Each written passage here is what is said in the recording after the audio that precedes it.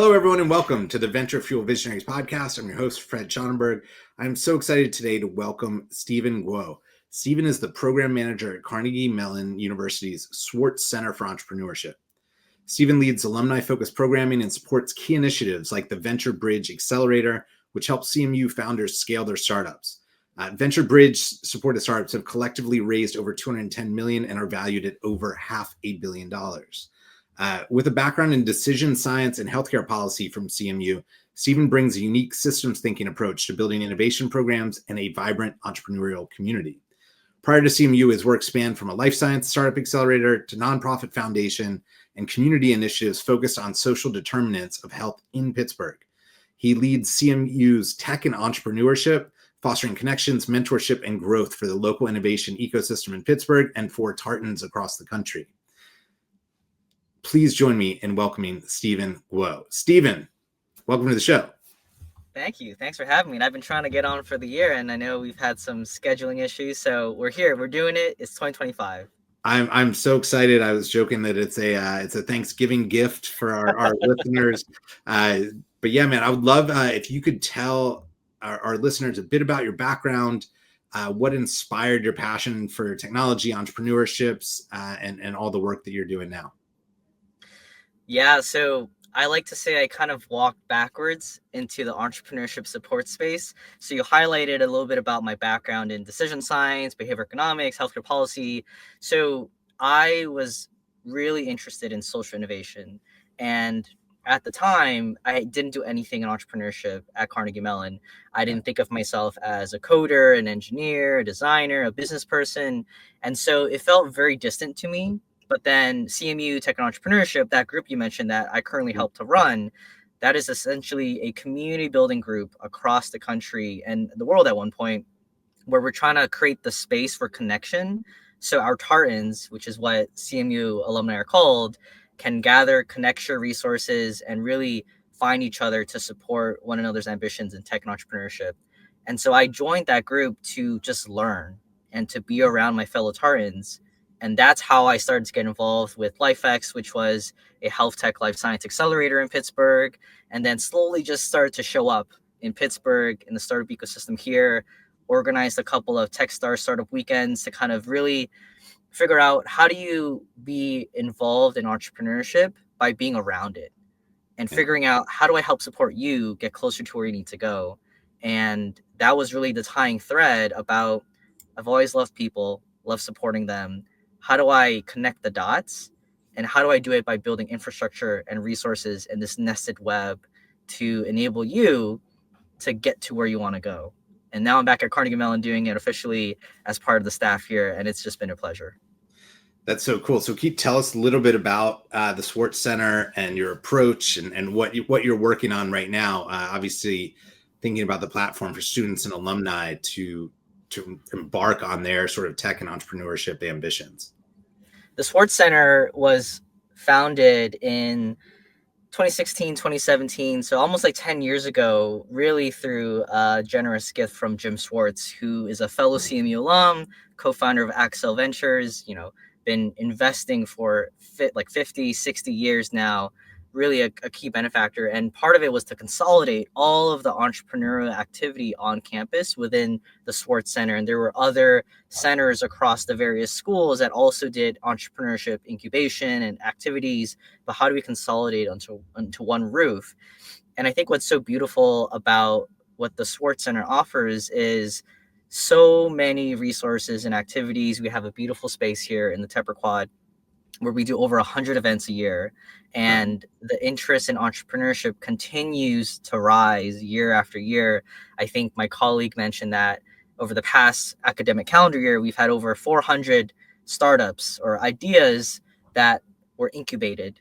Not all of them became startups, right, but we have so many different funding mechanisms to help with just getting you started. We have a number of different educational opportunities. We have an entrepreneur in residence program, mentors who give back to the community. VentureBridge is specifically for our CMU alumni founders who are an early stage, pre-seed stage accelerator, and being able to create the culture. I think that's the biggest one because Carnegie Mellon has had a long track record of excellence in research and technology, and being a pioneer of AI and robotics, and like really having that technical prowess in many different disciplines. But how do we inject the culture of, hey, maybe don't think about the first thing you do is working at a large corporate. What if entrepreneurship could be attainable? What if you want to try? What if you want to just explore this highly fulfilling yet very challenging and rewarding career of entrepreneurship? And so that's really what I feel is so unique, is building a lifelong community for inspiration, for engagement, for challenge, and to do so with your fellow Tartans. I think that's what's so unique about the Swartz Center. Yeah, I think it's such a cool. I mean, my when I think of CMU, the first thing I think about is robotics, AI, that tech, deep tech know-how and ingenuity, more invention, right, and innovation. And then what's very interesting is that often is a world that has a hard time moving to the entrepreneurial space and being founders and translating the deep tech know-how into product and commercialization and all of that. So I think it's so cool to go to the source of where it's being created and build this next generation of future leaders that can go build those companies rather than sitting inside of a big company and maybe having their IP go to someone else.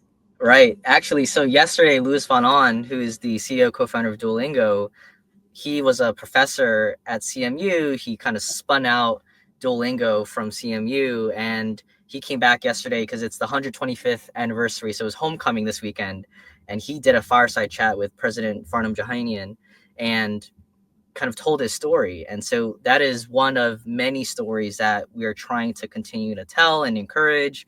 We have the Innovation Commercialization Fellows Program, which is specifically a capital infusion, but also cohort-based program for PhDs and postdocs intending on spinning out a research lab or IP from the university to commercializing it. And so I think in the past 10 years and 15, 20, we've been changing the culture by creating more of that entrepreneurial spirit, that know-how, and the community to let people know that, hey, you can attempt to commercialize and spin out new ventures and move things away from just the ivory tower of academia, right? Yeah. I'm curious on that note. One of the things that I think is really special about what you're describing is entrepreneurs are at different stages of their growth and even their maturity, even if they're the same stage in terms of what they know. How do you all make sense of that? It sounds like there's multiple programs depending on where you are and what you're trying to accomplish. Can you speak to that a little bit?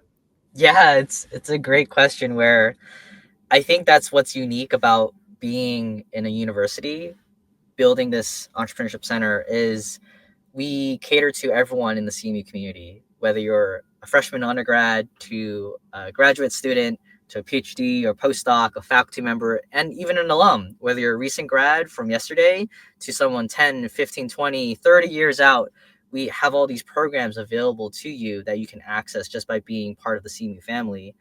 When it comes to different stages of entrepreneurship, we have typically seen most of the founders coming through our doors at that earliest stage, where they're just learning about customer discovery, where they're trying to validate the problem, where they're trying to get that initial capital infusion, where they're going through our McGinnis Venture competition or the Social Enterprise Prize, and just figuring out, hey, like, does this thing have legs? And we have so many different student organizations that run multiple programs throughout the year for you to build together, for you to test and pressure test your ideas and your pitches. I think something that we are trying to get better about is really figuring out, hey, for a company that maybe you're a bit further along, maybe you have, been an alum for a while, you've built your own company, you're kind of just grinding it out, you're working really hard, you're getting it done. What can we offer them? I think we're trying to build more platforms and infrastructure so that we can highlight them and involve them. So for example, we've been building out this platform, which is essentially a directory for CMU startups.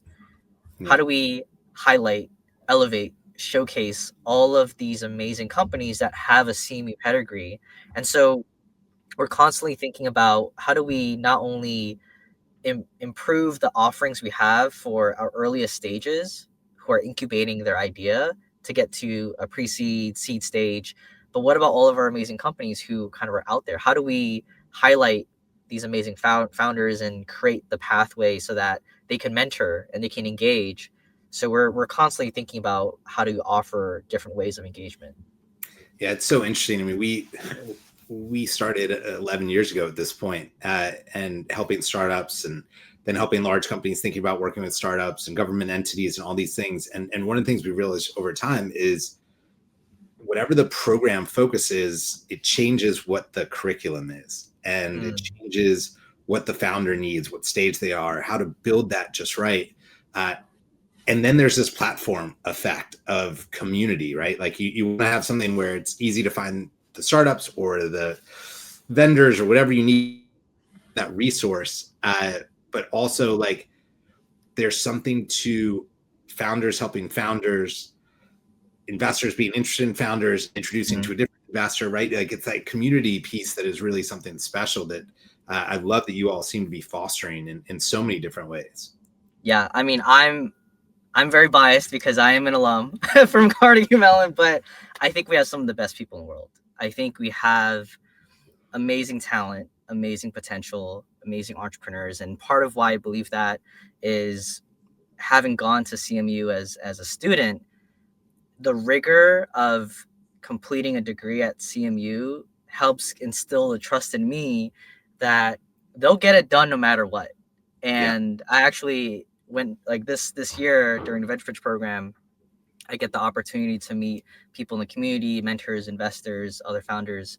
And I've only had a handful of conversations, but I've asked them this question of, what do you think of when you think of a CMU founder or CMU's brand of entrepreneurship? And without fail, there'll be a few different words thrown around, but every time I ask that question, I always hear humble and hard work ethic. And I think that is indicative of being in Pittsburgh, of being part of the Carnegie Mellon rigor, where you are just going to go through the ringer, the grinder, and you have all these technical chops and you can build what you need to build and solve hard problems. But I think that's where I feel is, hey, how do we supplement that by making sure that we tell these stories? Like, that you know that this person is from CMU, and we build that flywheel, we build that community. And I think we have to mobilize the community to reinforce all of these great talents and know-how. Couldn't agree more. Can you tell me a little bit? You mentioned the VentureBridge program, and I know I introed it a little bit, but I would love to understand, maybe just a brief background on it and what you think is unique about that program. So the VentureBridge program is a program specifically geared towards CMU alumni, early stage founders. And it's a pre-seed accelerator where we directly invest $25,000 as a safe into these companies. It's a cohort-based program that currently is around 4 to 5 months, where we have a number of different components, which includes, we pair them with mentors from the community. We have founders roundtables where they can kind of get together, and peer-to-peer forum of like challenges, like what I'm working on, how do you help? We have kind of how I built this conversations with other VentureBridge alumni founders. And then we also kind of put them in front of investors to do more like one-on-many conversations where it's like learning more about the investing landscape. The other thing that I think is very important is we do a number of demo days, kind of showcase events in our main hubs in Pittsburgh, in New York, and in the Bay Area, which are also where we have the most density of alumni kind of flocking over there. And so that is really a big way for us to promote what they're doing, to get them in front of investors. These are usually just only for investors, and to create that FOMO around, hey, like, you need to come and see what these founders are up to. And a strategy that we've used this year was having our demo days timed alongside the A16Z Tech Weeks. So we were in New York Tech Week in June. We were also in the Bay Area during October in San Francisco Tech Week. And then, of course, we had our own CMU Startup Week in Pittsburgh, which was its own thing, to kind of showcase that when there are high periods of intensity of startups and community and entrepreneurship activity, we're there. We are representing the CMU notion of we are also entrepreneurs and we have great people and you got to see them. Yeah, very cool. Did you find, so for years of doing this, I have a very split personality on what my answer would be to this question. Did you find building within that week where it's Tech Week San Francisco, right? So there's a lot of attention and excitement, but also a lot of competition for eyeballs and attention. Did you find that that was a better place to show up than, say, just, hey, we're in San Francisco on a random Thursday afternoon? I think the former. I think part of and this is one of the feedback I received when I was in talking to a founder in New York City with my CMU background. Actually, we can do that again. Okay. All right, we're gonna take this one again. Yeah. Perfect. You want me to tee you up, or you're good to start? You can tee me up again. Okay. So, Stephen, I have a question for you. I've been doing events at everything from South by Southwest to CES to the different tech weeks, and I'm kind of split on whether hosting an event during a high intensity moment like that, where everybody's thinking about innovation, is better than doing just a random event where I own all the attention. I have to create it, but I own it once I do it. Curious your thoughts as you explored Tech Week for these programs this year. So our thinking is, hey, we got to show up.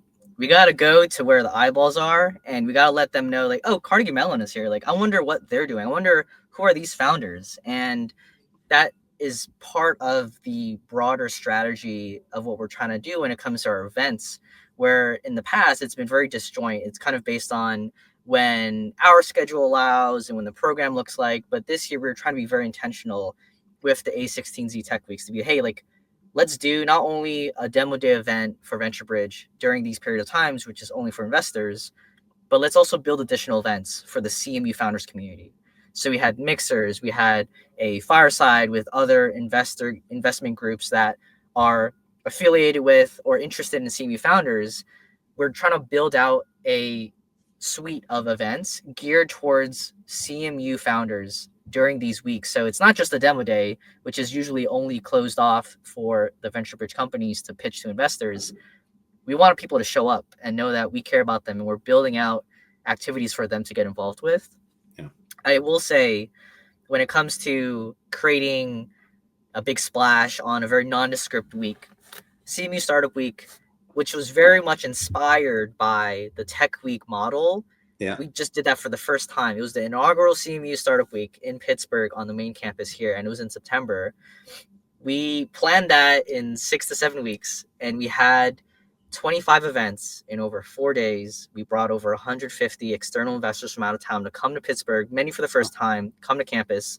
And we had around 2,000 distinct individual registered attendees from the Pittsburgh broader community, from CMU campus, but also all these external people coming in town. And really, it was a unique blend of faculty researchers talking about what are they building, what are their ventures, looking at different mixer events, investment firms holding their own different types of office hours to meet students, student clubs, founders. Yeah. We have the pitch demo day events that we usually have. But so really it's creating a sense of deep community and energy around. When you think of CMU, you better think of, oh, I got to check this out. And entrepreneurship activity, deep tech, competent, I need to invest in you. I need to see what you're doing. I have to say now my feelings are hurt because you very graciously before we started, we're like, you've got to come down for CMU Startup Week. It's not till next September, man. That's so far out. I get to Pittsburgh this weekend. I thought it was going to be coming up, but it sounds like an amazing experience. I'm just kidding, by the way. But that's really cool. And that's quite an undertaking to get that many events and activities happening that quickly. Yeah, it was a truly cross-campus collaborative where we really wanted to invite everyone in the CMU community to take part, to own an event, host an event, and really contribute to the diversity of all that we try to showcase when it comes to specifically entrepreneurship, but really figuring out, hey, there's so much entrepreneurship potential everywhere. And I think one of the marquee events we had was our Spark event, which was the CMU Startups Jobs Fair, where we brought some CMU alumni companies back into town. I think we had 20. We basically created a job fair, but we kicked it off with a keynote from Troy Demmer from Gecko Robotics, a local CMU company, and had 10 amazing founders kind of pitch on stage about like, this is what I'm doing. I'm hiring for this kind of position. We had 1,000 students register for that event. And two of the founders who pitch, they literally said, if you're in the audience, that was me a few years ago, and I'm here now. So this is real. If keep the cycle going where if you get hired and you're here, hey, I want you to come back and hire the next generation of CMU students too. It's so cool to hear how it has evolved, right? Because I remember it was like the job fair was all these big companies that I had never heard of showed up, and I kind of begrudgingly went because it meant I was going to have to get a job pretty soon, and I guess I should start thinking about these things, versus here are really cool entrepreneurship startups that are making it, that are hiring, that I can relate to and can inspire me. That's such a cool like evolution of the job fair. Obviously, not to besmirch the traditional job fair, but more so like what an amazing experience for both the founders coming to find like really high quality talent, and also the people in the audience. That's really, really cool. Let me ask you this. You mentioned VentureBridge, some of the the amount of money raised, the valuations of these companies. And you also mentioned founders being, humble, hardworking out of CMAU. What types of startups are mostly emerging, or is it across the spectrum on the VentureBridge program? Yeah, it really is across the spectrum. And I want to give a big shout out and kudos to my director, Nirmata Banerjee. She is based in Silicon Valley, and she has been running the VentureBridge program for the past 5 years. I will admit, I came back this year as a staff person, so I inherently inherited the amazing community that we've built to this point. And really, it's all over the place. We have software founders, hardware founders. We have founders working in automation, productivity, AI agents. AI is a pretty big one. I'm sure you hear AI all the time. All the time. No less at CMU as well. But I think what's so beautiful about the program that I've seen in comparison to other university-based accelerator programs is that we're exclusively open to CMU alumni founders. And I think why I think that is so unique and uniquely to our advantage is there's a shared affiliation. Yeah. When you come from a shared bond, a shared place, a shared sense of belonging. And from my experience, from all the stuff I've done, people who come from CMU are more than happy to support the next generation of CMU people. And so part of what I see as my role is figuring out how do we build that infrastructure to enable that connection, to enable that engagement, because we have people out there yearning and excited to figure out, I want to help support, I want to give back, I want to really set up the next generation. I want to invest in the next set of CMU companies coming out, because that used to be me, and I want to help really get them to where they need to go. And so for us, it's let's build the infrastructure. Let's do CMU Startup Week. Let's, go out to the Bay Area. Let's go to New York and, share that we have something special going on. One of the questions I like to ask guests towards the end is sort of get out the crystal ball a little bit, based on what you're getting to see, which sounds like a wide range of types of startups. Are there things you see emerging that you're really excited about, that maybe the audience would be surprised how fast it's coming, or excited that it's around the corner? I mean, I think everyone's trying to figure out where AI is going to go with No doubt. generative AI and the speed of innovation and like what's up next, like what are these partnerships going to look like, what is the landscape going to become. And I don't know if I can give a very satisfying answer, because I think just me being here, I am around that energy and around that level of research, and I feel as though I don't know, but I know that what we need to do is to really be rooted in community. That no matter the winds of innovation go here and there, maybe it's crypto here, maybe it's generative AI here next. I think that is what's going to get us through, is how do we mobilize our community to support each other. And so, for example, we have a couple of alumni who they have so much conviction in CMU founders. They're working to create a fund called the Plaid Matrix Fund. I can't endorse them because they're independent from the university, but they believe so heavily in the potential of CMU founders that they're looking to raise a fund that's only thesis is high potential CMU founders. And I think we time and time again, we have so many people from the community who give gifts specifically figuring out, hey, how do we get these founders to the next level? Yeah, I think community is a really big piece of it. I think what you guys are doing is fantastic. Where can people go that want to learn more about CMU, about the VentureBridge program, about Startup Week, which I got to put on my calendar for next year? Where should people go to learn more about what you guys are offering? I'll definitely send you details when Startup Week is coming back. I would recommend everyone to follow us on LinkedIn, go to our website, the Swartz Center at CMU. That's the best way you can find us. We also have a Swartz Center weekly bulletin that goes out every Friday morning, which is news and updates across the community about what's going on, upcoming events, some programmatic stuff. We have, I think, close to 10,000 people on that newsletter, which is both for the CMU community, but also external people who are interested in keeping abreast with what's going on. Yeah. That's the best way to stay up to date. VentureBridge, you can also look up VentureBridge at CMU to find our page. The application cycle is probably going to begin January through March. So if you're a CMU alumni founder who is in the pre-seed stage and you're hearing this podcast, please make sure to check us out and continue to just come back to the Swartz Center. If you're in Pittsburgh, you're always welcome. I think that's the beautiful thing, is once you've gone through the ringer at CMU, you're always welcome back, and we welcome to see you and engage you. Well, Stephen, thank you so much for taking the time and sharing and all the work that you all are doing. It's really fantastic. Thanks again. Thank you, Fred. Appreciate it.